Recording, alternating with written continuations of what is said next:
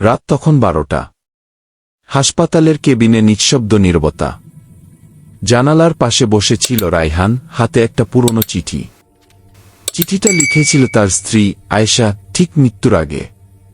রায়হান, আমি জানি আমার সময় ফুরিয়ে আসছে, কিন্তু তুমি কাঁদো না।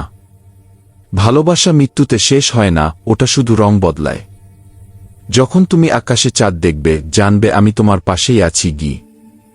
রায়হান চিঠিটা বুকের কাছে চেপে ধরল। চোখের পানি গড়িয়ে পড়ছে, কিন্তু মুখে হালকা হাসি। কারণ সে জানে ভালোবাসা মানে পাশে থাকা নয়, মনে থাকা। 2 বছর কেটে গেছে। রায়হান প্রতিদিন সকালে সেই হাসপাতালের পাশের ছোট মসজিদে নামাজ পড়ে, দরিদ্রদের মাঝে খাবার বিলায়। লোকেরা জিজ্ঞেস করে, ভাই আপনি একা থাকেন, তবুও এত হাসেন কিভাবে?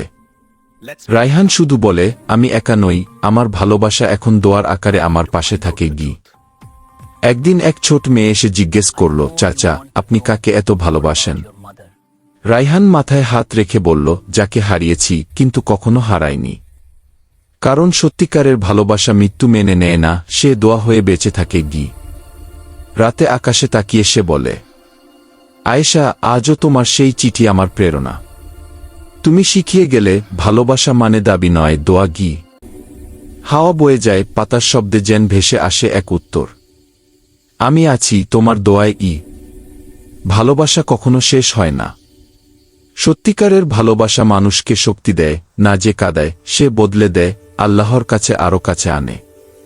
ভিডিওটি ভালো লাগলে লাইক দিন, আপনার মতামত কমেন্টে লিখুন, বন্ধুদের সাথে শেয়ার করুন। আর যদি আরও মজার ও প্রেরণাদায়ক ভিডিও দেখতে চান, ফলো করতে ভুলবেন না।